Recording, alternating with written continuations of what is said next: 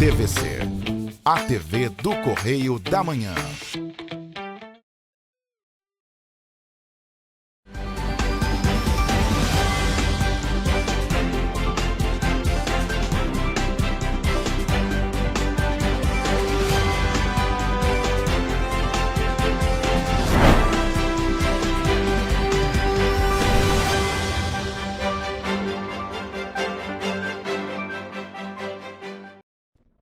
Olá, e começa agora mais um Correio Petropolitano na TV, primeira edição.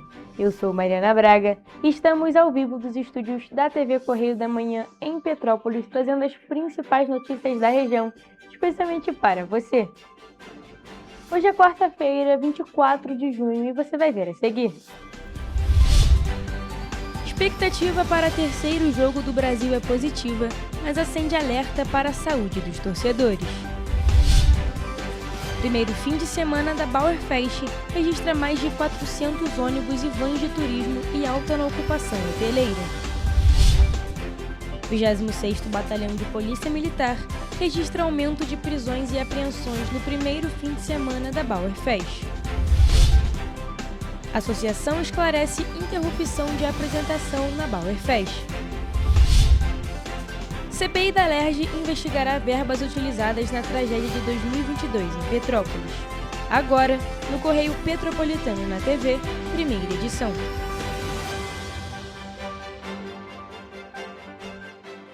A seleção brasileira entra em campo nesta quarta-feira pelo terceiro jogo da fase de grupos da Copa do Mundo. Aqui em Petrópolis, a expectativa dos torcedores é grande para mais uma partida em busca do tão sonhado Hexa.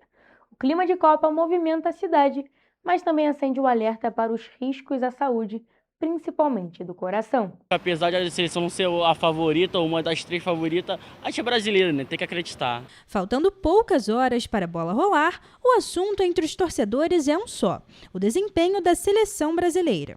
O clima é de ansiedade, nervosismo e muita esperança em mais uma apresentação do time. Na minha opinião vai ser um jogo difícil, o Brasil está difícil de classificar, mas a gente como é brasileiro não desiste nunca, o Brasil vai classificar. Tem que estar a esperança, né? O brasileiro é esperançoso, né? Apesar de a gente sofrer bastante com o Brasil, né? Em Petrópolis, a partida também será exibida na Bauerfest, no Palácio de Cristal. E vale destacar que durante o horário do jogo, o transporte público terá operação interrompida temporariamente. E na volta, os ônibus passarão a rodar com horário de domingo. Sendo assim, a expectativa é de casa cheia e muita torcida pelo Brasil. Como que fica o coração na hora ali de torcer?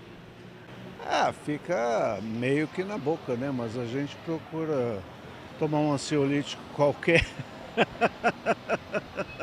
A Copa do Mundo mobiliza milhares de brasileiros e desperta sentimentos que vão da euforia à ansiedade. Mas, em meio à emoção pelo resultado, médicos alertam que o corpo também pode sentir os efeitos dessa tensão. Pesquisas realizadas no Brasil e em outros países mostram que eventos esportivos de grande impacto emocional podem aumentar o risco de problemas cardiovasculares. Segundo especialistas, o nervosismo e a elevação da pressão arterial durante as partidas podem funcionar como gatilhos para quadros de infarto. Quando você fica naquela ansiedade de um jogo decisivo, você está acompanhando o jogo, você libera adrenalina, porque você está nervoso, né?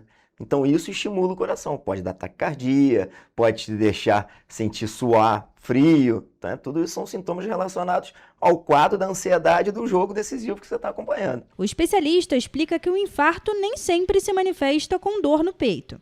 Os sintomas também podem incluir falta de ar, suor, tontura, náusea, palpitações e dor que irradia para o braço, pescoço ou mandíbula. O que a gente recomenda é que quem tem problemas cardíacos, quem passou por algum evento cardíaco recente, que converse com seu médico para ver se está permitido assistir o jogo o tempo todo, né?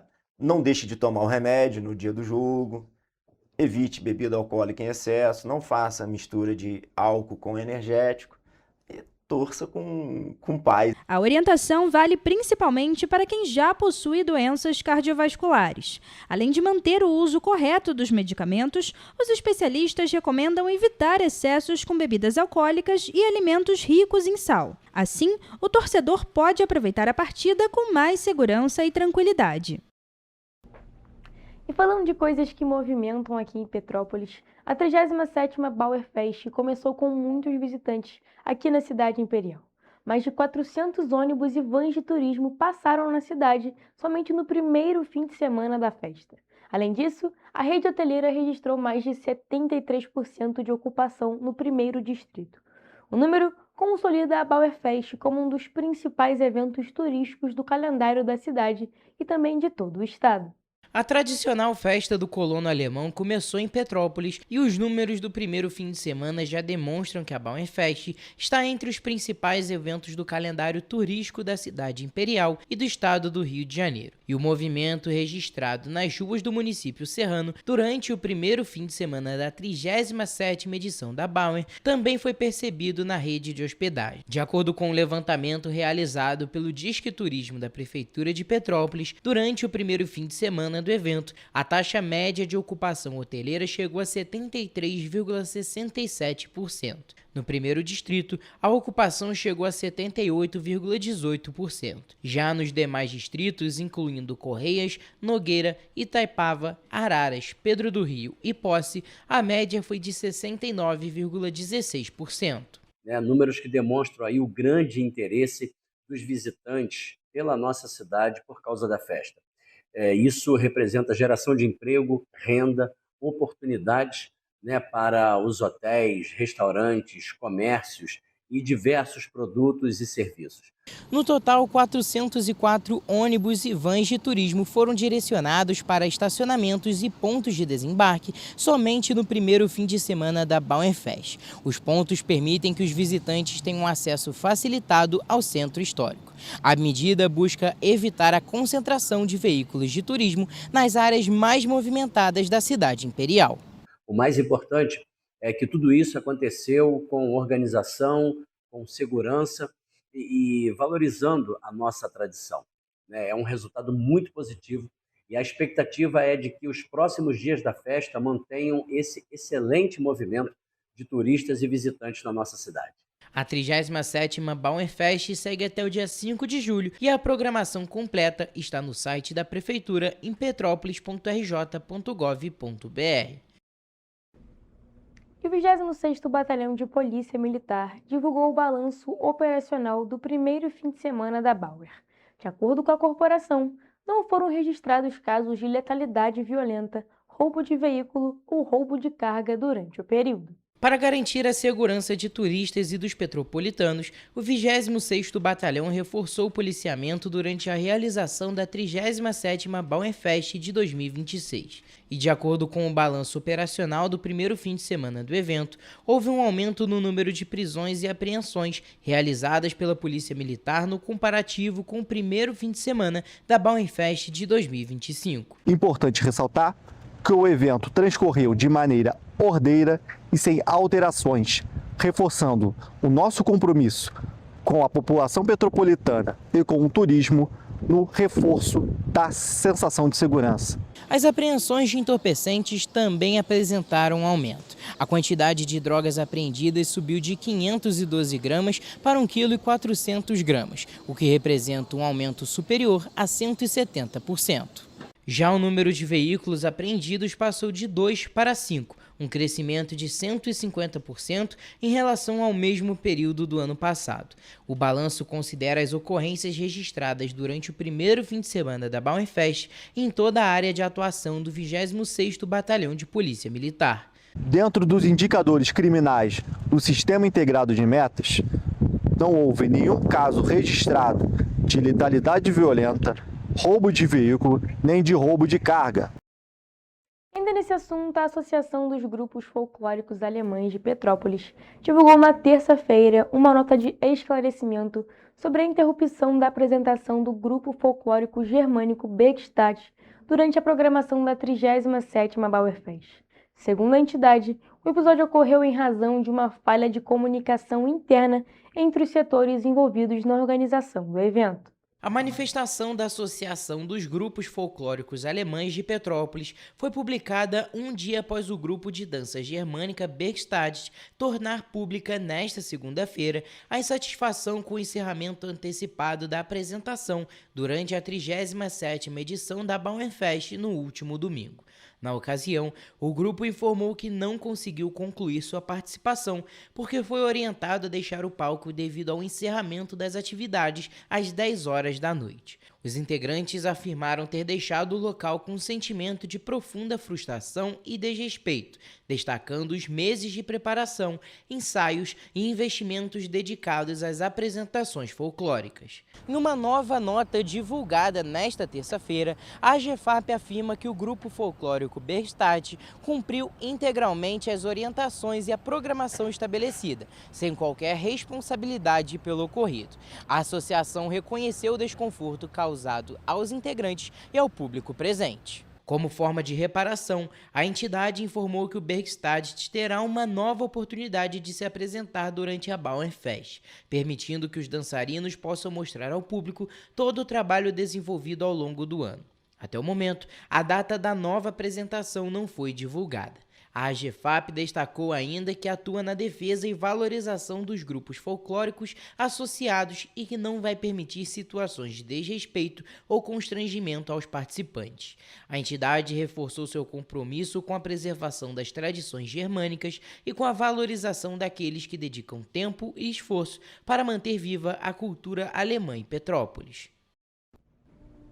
Em nota, a Secretaria de Turismo de Petrópolis lamentou o ocorrido e pediu desculpas públicas ao grupo folclórico Bergstadt e aos visitantes da Bauernfest. Segundo a administração municipal, o episódio foi causado por uma falha na montagem da grade de programação, que previu o encerramento da apresentação após o horário limite de funcionamento do palco, estabelecido para as 10 horas da noite aos domingos.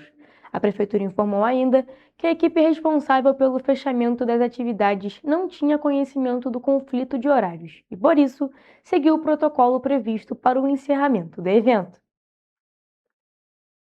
E agora, saindo um pouco desse assunto da Bauer, mas seguindo aqui na cidade imperial, o deputado estadual Sérgio Fernandes foi indicado como membro efetivo da Comissão Parlamentar de Inquérito, a CPI, na Assembleia Legislativa do Estado do Rio de Janeiro, para apurar os desdobramentos da tragédia climática de Petrópolis, ocorrida em fevereiro de 2022.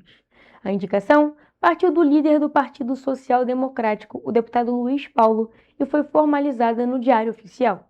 O colegiado da Assembleia Legislativa do Estado do Rio de Janeiro vai investigar os impactos da catástrofe de fevereiro de 2022 em Petrópolis, a maior já registrada na cidade. Além disso, vai ser investigada a eficácia das medidas preventivas governamentais, a qualidade do atendimento prestado aos desabrigados e a aplicação do dinheiro enviado pelo Parlamento Fluminense. A CPI faz parte de um bloco de 4 comissões abertas no mês de maio deste ano. Acho que essa também é uma oportunidade para a gente acompanhar, cobrar e fiscalizar o que foi feito, o que foi realizado pelo governo do estado, pela prefeitura e as ações preventivas e corretivas para que tragédias como essa tenham seus impactos minimizados quando as chuvas chegam.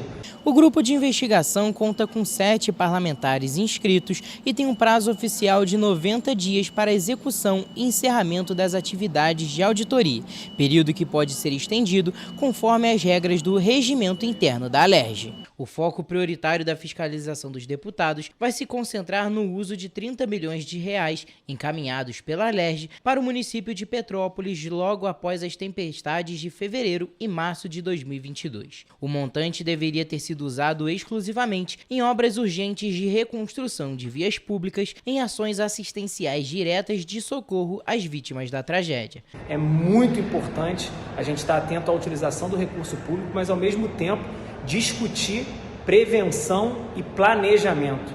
Não adianta só pedir o dinheiro, solicitar o recurso depois que a tragédia acontece, que a chuva chega e que vidas são levadas. Com a entrada de Sérgio Fernandes no grupo técnico, a expectativa da Alerj é dar transparência à utilização dos impostos, expor possíveis falhas de gestão de crises e desenhar políticas de prevenção que reduzam o risco de novos desastres ambientais no estado. Planejamento, organização são ações fundamentais e isso precisa estar no papel bem discutido com a sociedade civil, com o Ministério Público, com o Poder Judiciário, com a Prefeitura Municipal de Petrópolis, para que a gente tenha ações organizadas. A tempestade de 15 de fevereiro de 2022 entrou para a história como uma das maiores catástrofes de Petrópolis. A chuva volumosa que caiu em poucas horas na região matou 235 pessoas e deixou mais de 4.000 pessoas desabrigadas ou desalojadas. Segundo dados da Defesa Civil Municipal, em 3 horas choveu 250 milímetros, mais do que o previsto para todo o mês de fevereiro daquele ano. No mesmo ano, no dia 20 de março, houve mais uma chuva e mais vítimas, com deslizamentos de terra que mataram 7 pessoas. E você vai ver no próximo bloco. Jovem morre e adolescente fica ferido após ataque a tiros em Três Rios. Polícia Militar atua em ocorrências de homicídio e tráfico de drogas em Paraíba do Sul. O governo do estado destina 70 milhões de reais recuperados na Justiça para a segurança pública. Nova lei fortalece a transparência no atendimento às demandas da causa animal em Petrópolis. Petrópolis tem 107 vagas de emprego disponíveis esta semana. O governo do estado divulga 2.400 oportunidades de trabalho. O Correio Petropolitano na TV, primeira edição, volta já.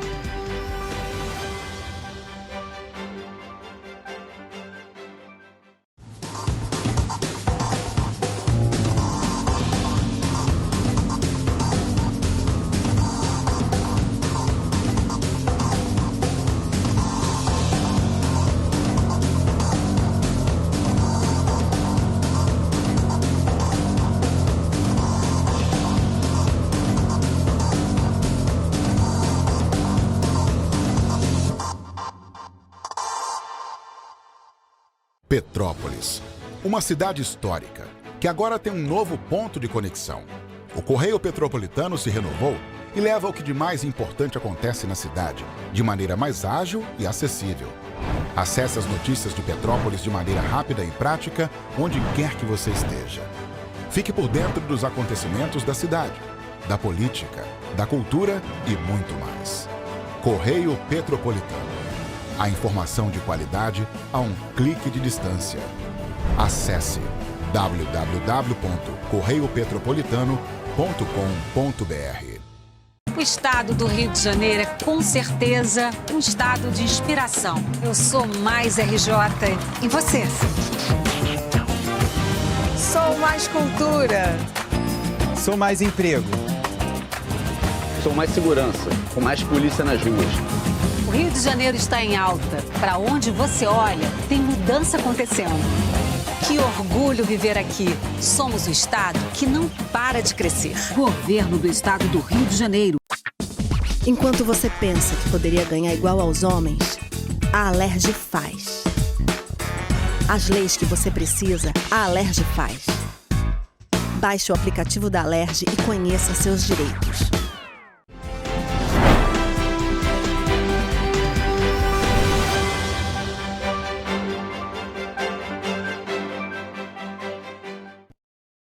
Estamos de volta. E um jovem de 20 anos morreu e um adolescente de 17 anos ficou ferido após serem baleados na madrugada desta quarta-feira no bairro Pilões, em Três Rios.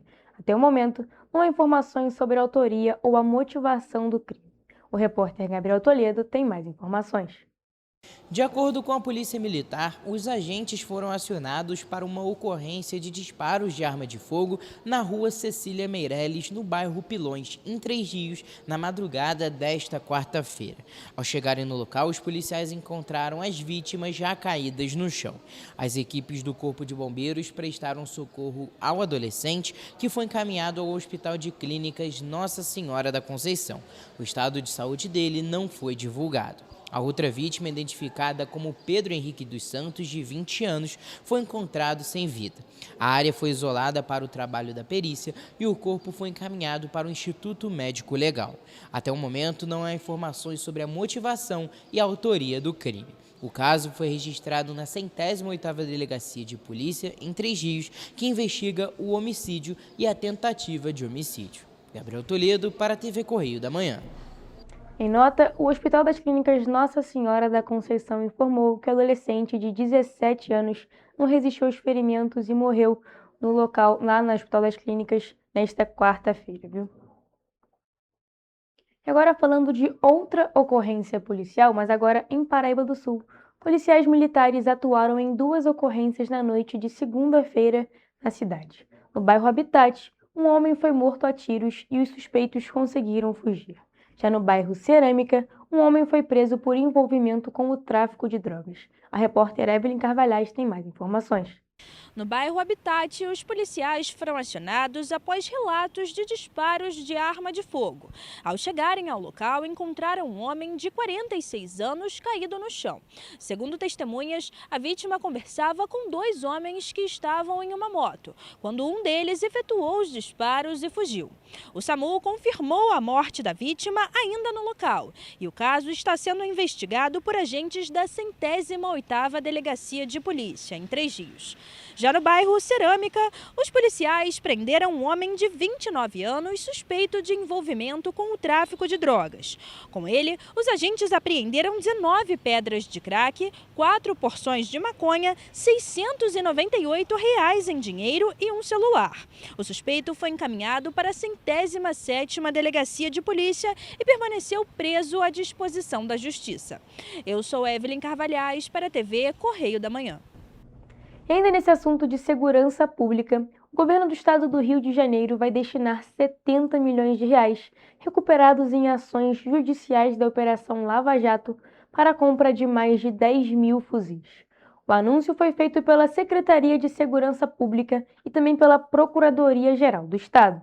Os recursos foram recuperados por meio de acordos de delação premiada e celebrados em processos judiciais. Segundo o governo do estado, o objetivo é reverter o dinheiro desviado em investimentos para as forças de segurança e para a proteção da população fluminense. Nessa semana que passou, a Procuradoria conseguiu recuperar 70 milhões de reais e eu vou formalizar aqui a destinação desse valor, autorizado pelo governador Ricardo Couto, uma destinação para a área de segurança pública no Estado. A Secretaria de Segurança Pública aderiu à ata de compra da Secretaria Nacional de Segurança Pública para aquisição de 10.610 fuzis calibre 5.56, fabricados pela empresa americana Sig Sauer. Do total, 8.610 armas serão destinadas à Polícia Militar, 1.310 à Polícia Civil e 690 à Polícia Penal. O prazo para entrega é de até 6 meses, podendo ocorrer antes. A gente com essa visão de que o crime ele só é viável porque ele tem um oxigênio, e o oxigênio é o dinheiro. E não basta só tirar o dinheiro dele, a gente tem que dar uma destinação. O valor médio de cada fuzil é de R$ 5.304,53. Além das armas, a Secretaria de Segurança informou que novos recursos recuperados ao longo do ano também serão investidos na compra de coletes balísticos e blindados para as forças policiais. Esse primeiro recurso vão ser destinados à compra de fuzis para as forças policiais do Rio de Janeiro. A arma é um EPI para o policial. Isso é histórico no Rio de Janeiro.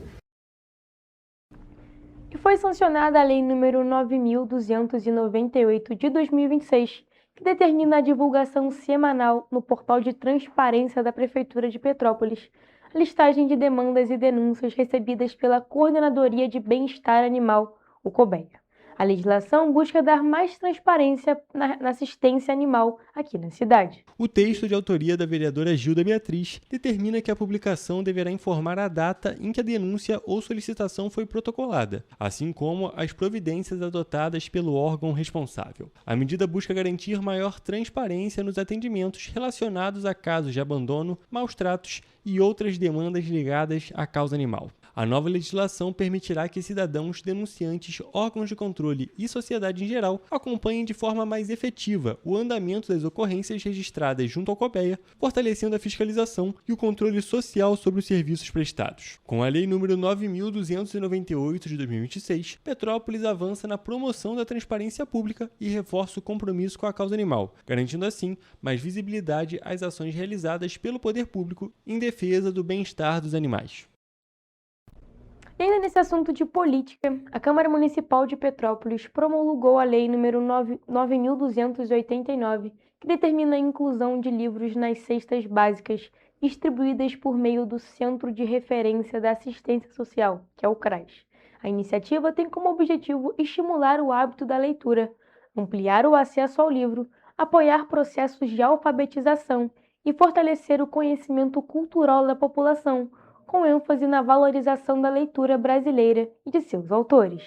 De acordo com a legislação de autoria do vereador Júnior Paixão, cada cesta básica deverá conter, no mínimo, um livro preferencialmente voltado ao público infanto-juvenil e de autores brasileiros. A lei também estabelece que os livros não poderão se repetir em um período de 24 meses, salvo solicitação do beneficiário. O texto prevê ainda que a inclusão dos livros não poderá reduzir os itens alimentícios das cestas básicas, garantindo assim a manutenção integral dos benefícios já distribuídos. Os exemplares poderão ser novos, adquiridos pelo Poder Executivo ou doados, desde que estejam em bom estado de conservação e avaliados pela Secretaria Municipal de Assistência Social com o apoio da Secretaria de Educação. A iniciativa reforça a integração entre assistência social e educação, promovendo o acesso à cultura como ferramenta de transformação social no município de Petrópolis, fortalecendo políticas públicas de combate à desigualdade social e ampliando oportunidades de desenvolvimento educacional, especialmente para crianças, jovens e famílias em situação de vulnerabilidade, atendidas pela rede socioassistencial.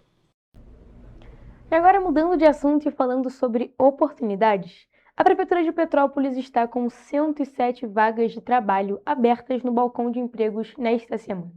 As oportunidades estão disponíveis até sexta-feira, dia 26 de junho, e os interessados devem cadastrar o currículo pelo site da Prefeitura. Entre as oportunidades oferecidas, 24 não exigem experiência profissional, o que amplia as chances para quem busca o primeiro emprego ou uma recolocação no mercado de trabalho. Há vagas para funções como ajudante de obras, analista de logística, auxiliar de perecíveis, bordador à máquina, encarregado, operador de máquinas de bordar, operador de serras, repositor de mercadorias e vendedor. As oportunidades também contemplam diferentes níveis de escolaridade, desde o ensino fundamental até o ensino superior, além de cargos nas áreas de comércio, indústria, logística, construção civil, administração e serviços. Também há vagas destinadas a pessoas com deficiência, como agente de limpeza, o que reforça a inclusão no mercado de trabalho. O cadastro dos currículos deve ser feito exclusivamente pelo site da Prefeitura de Petrópolis, em petropolis.rj.gov.br.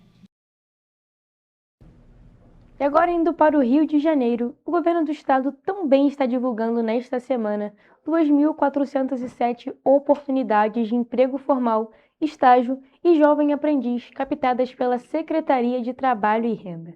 Por meio do Sistema Nacional de Emprego, são oferecidas 925 posições com carteira assinada, distribuídas pelas regiões Metropolitana, Serrana e também Médio Paraíba.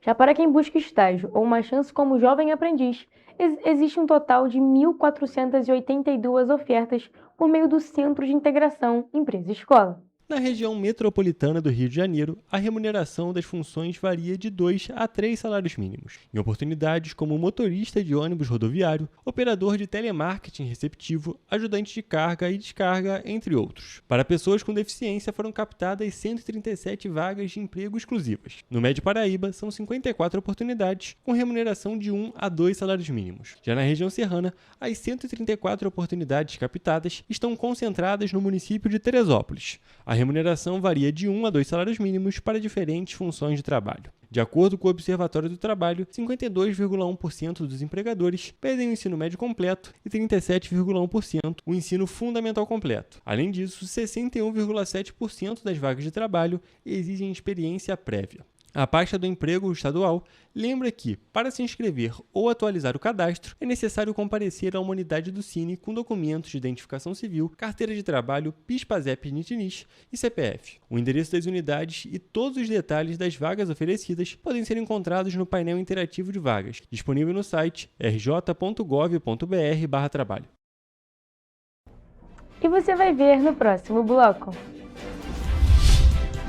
O governo do estado sanciona a lei que cria o ICMS educacional. SUS volta a aplicar 2 doses de reforço da vacina contra a poliomielite. Rio de Janeiro recebe mais de 36 mil doses da vacina Pneumo 20.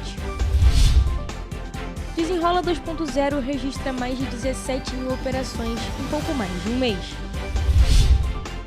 O mercado eleva a projeção de inflação e vê Selic em 14% ao ano em 2026. O Correio Petropolitano na TV, primeira edição, volta em instantes.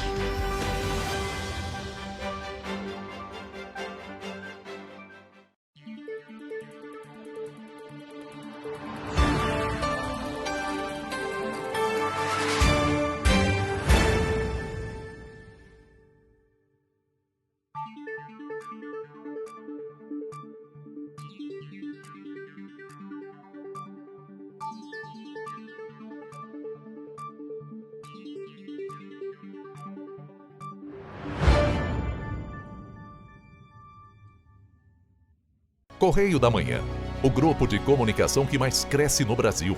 5 gráficas, 5 jornais diários. Correio da Manhã, Correio Nacional, Distrito Federal, Sul Fluminense, Petropolitano e agora Correio da Manhã São Paulo. Além do Jornal da Barra, Jornal de Turismo, Revista O Cruzeiro, TV Correio da Manhã e estúdios próprios. Grupo Correio da Manhã, informação com tanta credibilidade que é impressa todos os dias. Enquanto você acha que alguma coisa deveria ser feita contra o racismo, a Alerj faz. As leis que você precisa, a Alerj faz. Baixe o aplicativo da Alerj e conheça seus direitos. Segurança com inteligência, estratégia e ação. Antes não tinha, agora tem. O governo do estado investe mais de 16 bilhões por ano em câmeras de reconhecimento facial, central de vídeo monitoramento, mais policiais, viaturas e muito mais. É isso, Edu. Flávia, antes entrava e saía governo, os bandidos seguiam armados. Hoje o Rio bate recordes na apreensão. Antes o investimento do Segurança Presente era só na capital. Agora são mais de 50 bases em diversas regiões. Vai daí, Gisélio. O Rio sempre teve vocação para grandes eventos, certo, Tenente? Positivo. Agora também dá show em planejamento. Antes não tinha estratégia. Agora temos até uma agência central de inteligência. Isso dá mais agilidade nas investigações, né, Major? Claro, Flávio. Positivo. Bota positivo nisso. O Rio de Janeiro tem um governo que trabalha muito. Primeiro ele faz, depois ele mostra. Como tem que ser, né?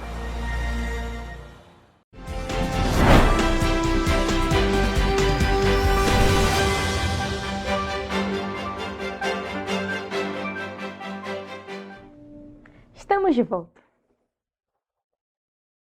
O governo do estado sancionou nesta terça-feira a lei que institui o ICMS educacional no estado do Rio de Janeiro.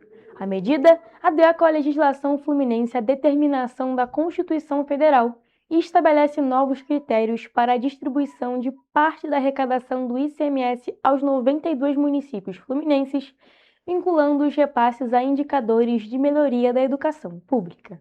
Com a sanção, o Rio de Janeiro conclui a regulamentação de uma política nacional criada em 2020 para incentivar avanços na aprendizagem e na qualidade do ensino. A nova legislação passa a considerar resultados educacionais no cálculo da participação dos municípios nos recursos do imposto e estimulado a adoção de políticas públicas voltadas para o desenvolvimento dos estudantes. A lei cria o Índice de Progressão da Aprendizagem com Equidade do Estado do Rio de Janeiro, o IPAERJ, que vai servir de base para a definição da parcela dos recursos destinada a cada município. Entre os critérios considerados estão a alfabetização na idade adequada, o avanço da aprendizagem, a redução das desigualdades educacionais, a ampliação da oferta de vagas em creches, a expansão da educação em tempo integral e os resultados de desempenho escolar. Os indicadores serão calculados a partir de bases oficiais, como o Sistema de Avaliação da Educação Básica, o Censo Escolar e avaliações estaduais. A Secretaria de Educação será responsável por organizar a avaliação e o peso dos indicadores educacionais previstos na lei, que medem a aprovação, avanço da aprendizagem e os outros tópicos relacionados. Já a Secretaria de Fazenda vai processar o desempenho apontado pela SEDUC para calcular o índice de participação dos municípios, que é o coeficiente financeiro que define a cota-parte destinada a cada prefeitura. A aplicação integral da nova metodologia do ICMS vai acontecer a partir de 2030, quando os repasses passarão a considerar os resultados das avaliações realizadas em 2027. A partir dessa etapa, os municípios deverão atender simultaneamente a todas as condicionalidades e indicadores definidos em lei para fazer jus aos recursos. O Sistema Único de Saúde, o SUS, voltará a oferecer 2 doses de reforço da vacina contra a poliomielite para crianças. A mudança passa a valer em agosto e retoma o esquema de proteção utilizado até 2024, mas agora exclusivamente com a vacina injetável. A partir do dia 3 de agosto, todas as crianças de 4 anos passarão a receber mais uma dose de reforço contra a poliomielite. Com isso, o esquema vacinal volta a contar com 5 doses no total, sendo 3 doses básicas e 2 de reforço. Até 2024, as crianças recebiam 3 doses da vacina injetável, produzida com o vírus inativado, e 2 doses de reforço com a vacina oral de vírus enfraquecido, popularmente conhecida como gotinha. No entanto, como em situações muito raras o vírus atenuado presente na vacina oral pode sofrer mutações e provocar a doença, o Ministério da Saúde decidiu adotar exclusivamente a vacina injetável, retirando a 2ª dose de reforço do calendário vacinal. Com a decisão, o esquema passa novamente a incluir 3 doses, aos 2, 4 e 6 meses de vida, responsáveis pela proteção básica, e 2 doses de reforço aos 15 meses e aos 4 anos de idade, completando a prevenção contra a doença. Em todas as 5 etapas será utilizada a vacina inativada injetável. O Ministério da Saúde orienta que todas as crianças menores de 5 anos que ainda não tenham recebido as 5 doses sejam levadas a uma unidade de saúde para avaliação e possível atualização da caderneta de vacinação. A mudança foi definida após reunião da Câmara Técnica Assessora em Imunizações e comunicada pelo Programa Nacional de Imunizações por meio de nota técnica divulgada na semana passada. Segundo a diretora da Sociedade Brasileira de Imunizações, o reforço é necessário porque a proteção oferecida pela vacina diminui com o passar do tempo. As doses adicionais garantem a manutenção de níveis elevados de proteção contra o vírus.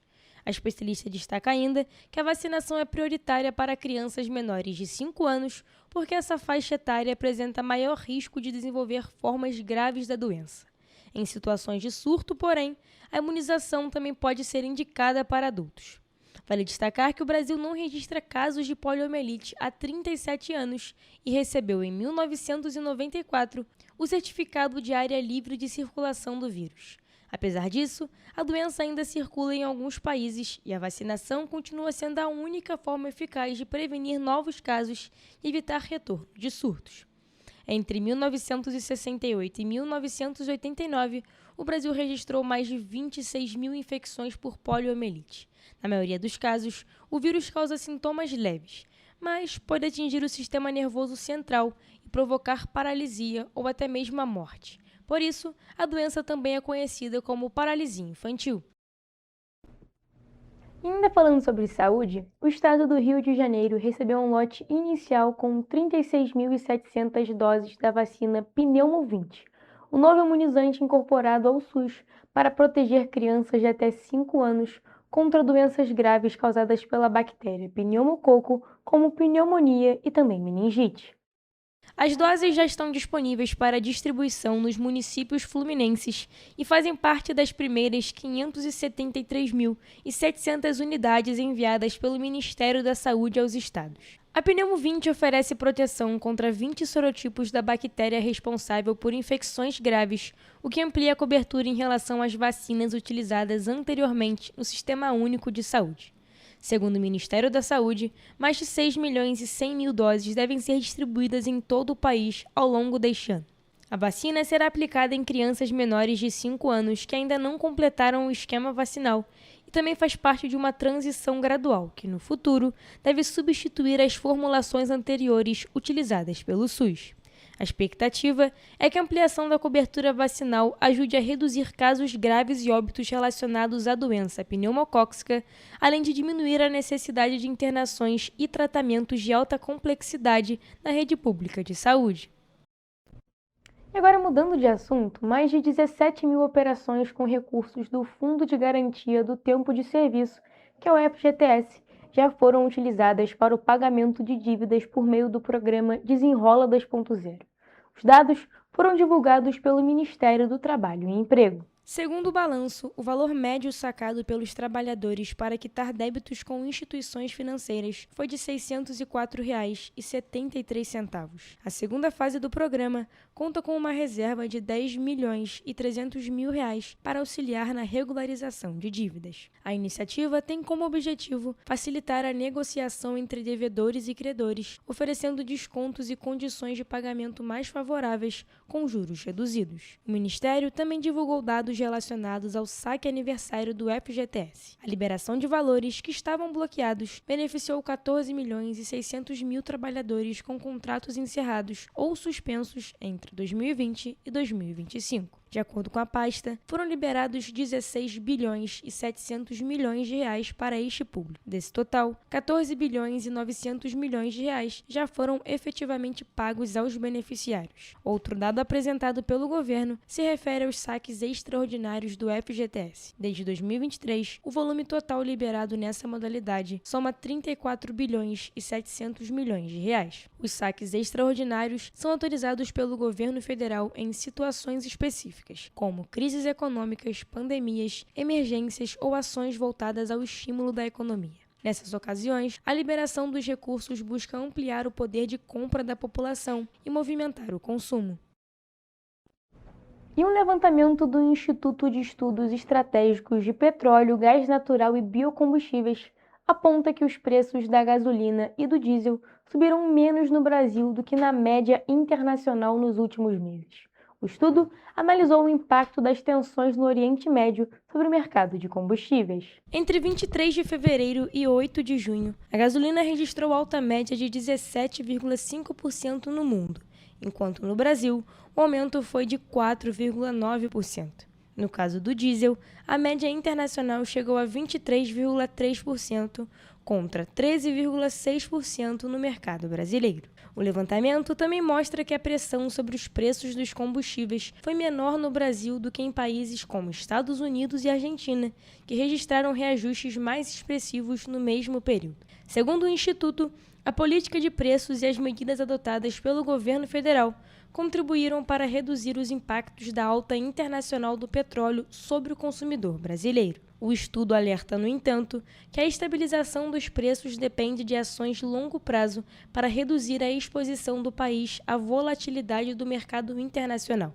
Entre as medidas apontadas estão o fortalecimento da capacidade de refino e da estrutura de abastecimento nacional. Outro destaque do levantamento é a queda de 7,3% no preço do etanol hidratado. De acordo com o Instituto, o recuo está relacionado ao início da safra 2026 e 2027 e também ao aumento da oferta do combustível no mercado. No estado do Rio de Janeiro, a variação dos preços dos combustíveis segue sendo acompanhada de perto por motoristas e transportadores, já que o diesel e a gasolina têm impacto direto nos custos de transporte e no orçamento das famílias.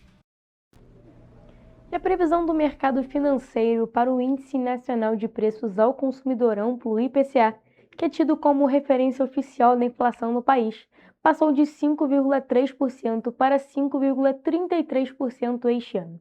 A estimativa está no Boletim Focus divulgado na segunda-feira, que é a pesquisa divulgada semanalmente pelo Banco Central, com a expectativa de instituições financeiras para os principais indicadores econômicos. Mesmo após o anúncio de acordo para o fim da guerra do Oriente Médio, que vem pressionando o preço dos combustíveis e alimentos, a previsão do IPCA até o fim deste ano foi elevada pela 15ª semana seguida, estourando o intervalo da meta que deve ser perseguida pelo Banco Central. Estabelecida pelo Conselho Monetário Nacional, a meta é de 3%, com intervalo de tolerância de 1,5 ponto percentual, ou seja, o limite inferior é de 1,5 e o superior de 4,5, e neste momento se encontra em 5,33%. Em maio, o preço dos alimentos pressionou a inflação oficial mensal, que fechou em 0,58%. O IPCA acumulado em 12 meses ficou em 4,72%, de acordo com o Instituto Brasileiro de Geografia e Estatística, IBGE, já fora do teto da meta de inflação.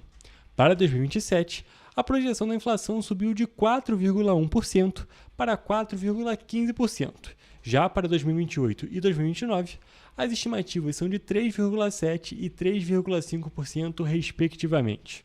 Para alcançar a meta da inflação, o Banco Central usa como principal instrumento a taxa básica de juros, a Selic, definida atualmente em 14,25% ao ano pelo Comitê de Política Monetária do Banco Central. Na última reunião, na semana passada, por unanimidade, o colegiado reduziu a Selic em 0,25 ponto percentual pela terceira vez seguida, apesar das tensões em torno do fim da guerra no Oriente Médio. De junho de 2025 a março deste ano, a Selic ficou em 15% ao ano, o maior nível em quase 20 anos. O Copom iniciou o corte dos juros em março, num cenário de queda da inflação.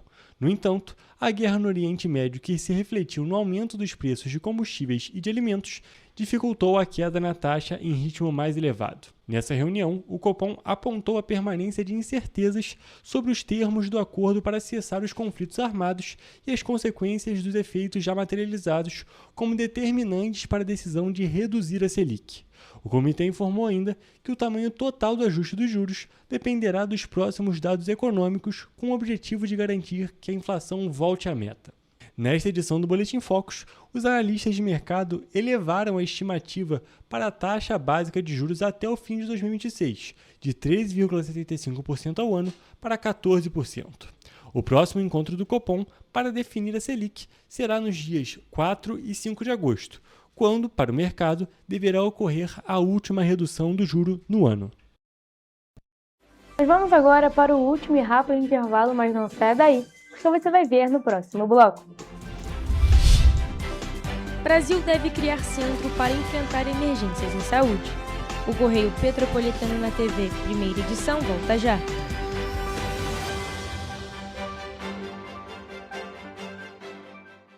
Antes, aqui no Rio, não tinha o devido cuidado com o meio ambiente. Agora tem. O governo do estado está despoluindo a Baía de Guanabara. E com obras de saneamento e ecobarreiras, devolveu as praias do Flamengo e Glória limpas e próprias para o banho. É isso, Edu?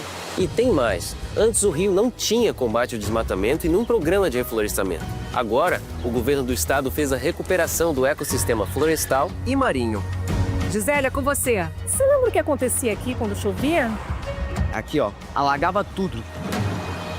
Agora, o governo do estado investiu mais de 800 milhões no Limpa Rio e limpou 3.000 quilômetros de rios, córregos e canais em todo o estado, evitando assim o impacto das chuvas. O Rio tem um governo que trabalha muito. Primeiro ele faz, depois ele mostra. Como tem que ser, né? Enquanto você imagina que poderia rolar desconto na conta de luz, a Alerj faz. As leis que você precisa, a Alerj faz. Baixe o aplicativo da Alerj e conheça seus direitos.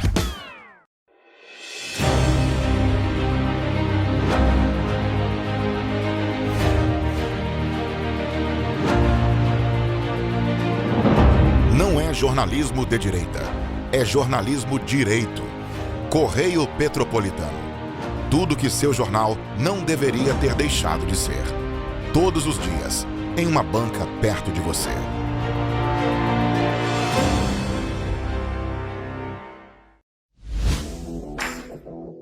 Para ter mais qualidade de vida, conte com a maior rede de academias de Petrópolis. Aqui na Corper, com uma mensalidade, você utiliza todas as unidades: Centro, Bingen, Itamaraty e Itaipava. Com planos a partir de R$ 98,00, a academia oferece ambientes modernos para você cuidar da sua saúde com segurança. Os espaços contam com dezenas de aparelhos de musculação, diversos equipamentos para aeróbico e funcional, além, é claro, de profissionais qualificados e uma extensa grade de aulas coletivas, que inclui dança, bike, jump, Wolf Fit, Step Fit, entre outras. Nossas estruturas são equipadas com salas de musculação e aulas coletivas, salas de avaliação física e nutricional, vestiários e estacionamentos amplos. Venha nos fazer uma visita e surpreenda-se! Petrópolis, uma cidade histórica, que agora tem um novo ponto de conexão. O Correio Petropolitano se renovou e e leva ao que de mais importante acontece na cidade, de maneira mais ágil e acessível. Acesse as notícias de Petrópolis de maneira rápida e prática, onde quer que você esteja. Fique por dentro dos acontecimentos da cidade, da política, da cultura e muito mais. Correio Petropolitano. A informação de qualidade a um clique de distância. Acesse www.correiopetropolitano.com.br.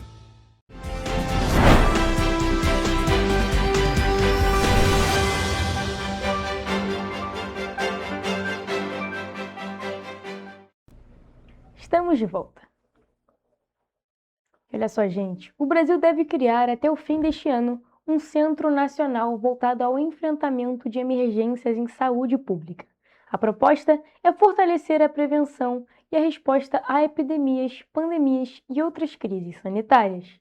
O chamado Centro Brasileiro de Emergências em Saúde Pública está sendo desenvolvido por especialistas e deverá funcionar em articulação com o SUS e sob governança da Fiocruz. A proposta prevê uma estrutura permanente para monitorar riscos, coordenar ações de prevenção e resposta e implementar a Política Nacional de Emergências de Saúde Pública. Segundo os idealizadores, o centro deverá atuar em rede com o Ministério da Saúde, secretarias estaduais e municipais, universidades e instituições de pesquisa, além de promover a integração entre áreas como saúde, meio ambiente, agricultura, ciência e tecnologia. A criação do órgão é apontada como uma resposta às lições deixadas pela pandemia de Covid-19, que evidenciou falhas de coordenação e a necessidade de uma estrutura mais preparada para enfrentar crises sanitárias. Entre as principais funções do centro estarão a detecção precoce de ameaças, a elaboração de estratégias de controle e o apoio à tomada de decisões baseadas em evidências científicas. A expectativa do governo federal é que a proposta avance ainda neste ano, com discussões sobre o modelo de implementação e a criação de um marco legal permanente para emergências em saúde pública. A previsão é que o novo centro comece a ser implementado em 2027. E um estudo divulgado na última semana revelou que as ondas de calor estiveram associadas a cerca de 120 mil mortes no Brasil entre 2000 e 2019. A pesquisa também identificou o aumento no risco de internações por diversas doenças durante períodos de temperaturas extremas. O levantamento foi realizado por pesquisadores da Fiocruz e da Universidade Federal da Bahia, com apoio de projetos ligados ao governo federal e a organismos internacionais. Os dados abrangem 5.566 municípios brasileiros, ou seja, praticamente todo o território nacional. Segundo o estudo, as ondas de calor estiveram associadas a 0,6% de todas as mortes registradas no país no período analisado, desconsiderando óbitos por acidentes e violências. Os pesquisadores identificaram uma relação consistente entre a exposição ao calor extremo e o aumento da mortalidade. Os grupos mais afetados foram idosos, pessoas com doenças respiratórias, mulheres e indivíduos com menor escolaridade. O estudo também apontou que as desigualdades sociais influenciam nos impactos do calor sobre a saúde. Além das mortes, as ondas de calor elevaram o risco de internações por doenças respiratórias, como pneumonia, e por problemas como insuficiência renal. Entre as crianças com menos de 10 anos, as gastroenterites foram a principal causa de internação associada aos episódios de calor extremo. Na população com mais de 60 anos, houve maior sensibilidade a doenças respiratórias, renais e metabólicas, incluindo diabetes. Os pesquisadores também alertam que eventos cardiovasculares durante ondas de calor podem evoluir rapidamente para quadros graves. O estudo mostrou ainda que a maioria dos municípios brasileiros registrou aumento na frequência e na intensidade das ondas de calor no período. Os eventos mais frequentes e duradouros foram observados nas regiões Norte e Centro-Oeste, enquanto os episódios mais intensos ocorreram no Sul e no Sudeste, com destaque para o Rio de Janeiro. Diante dos resultados, os autores defendem o fortalecimento dos sistemas de monitoramento e alerta para ondas de calor, além da integração de informações climáticas às ações de vigilância em saúde do SUS. Segundo os pesquisadores, a adaptação às mudanças climáticas e a proteção das populações mais vulneráveis são medidas urgentes para reduzir os impactos do calor extremo no país. Agora a gente sai do assunto de calor, já que está bem frio por aqui, E vamos para a nossa previsão do tempo aqui para as cidades da nossa região de cobertura.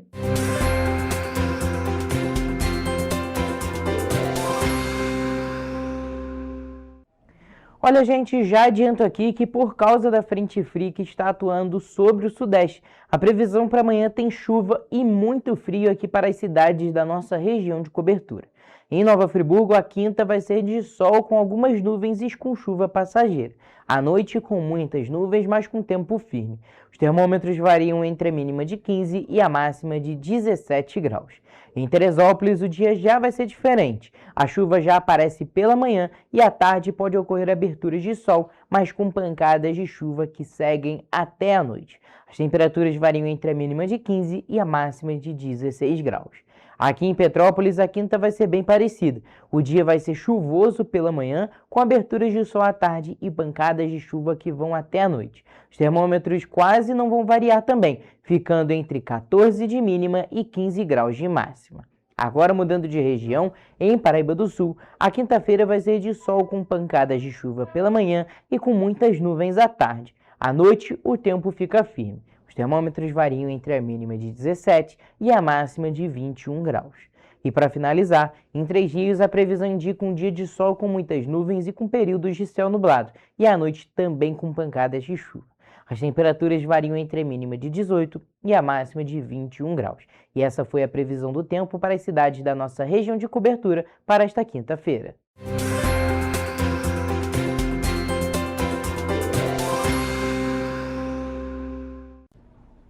Pessoal, a gente fica por aqui, mas mais notícias e informações você encontra nos nossos telejornais, além do nosso site em correiopetropolitano.com.br e as nossas redes sociais, o Facebook TV Correio da Manhã e os nossos Instagrams, @Correio Petropolitano e @TV Correio da Manhã.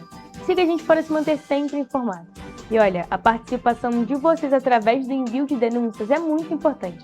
E vocês podem nos enviar essas denúncias através do nosso e-mail em tvccorreiodamanhã@gmail.com ou também para o nosso WhatsApp, no DDD 24 99248 3167. O Correio Petropolitano na TV, primeira edição, fica por aqui, mas amanhã a gente tá de volta. Eu espero por vocês a partir de 1h da tarde. Temos um encontro marcado. Até lá!